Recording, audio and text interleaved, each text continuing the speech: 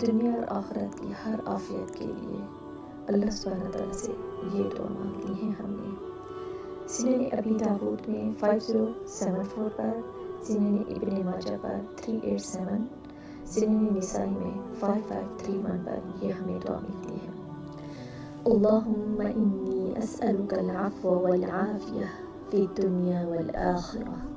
اللہم انی اسألک العفو والعافیہ فی الدین ودنیای واہلی ومالی۔ اللہم استر عورتی وآمن روعاتی۔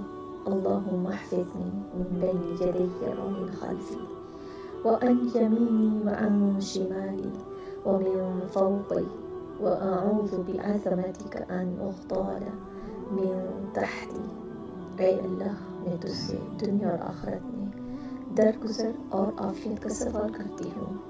اے اللہ، میں تجھ سے اپنے دین، اپنے دنیا، اپنے اہل اور اپنے مال میں درگزر عافیت کا سوال کرتی ہوں۔ اے اللہ، میرے پوشیدہ امور پر پردہ ڈال اور میری گھبراہٹوں میں مجھے امن دے۔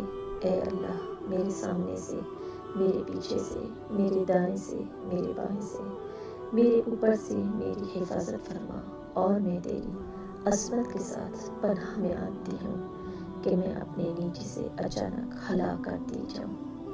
آمین یا رب العالمین۔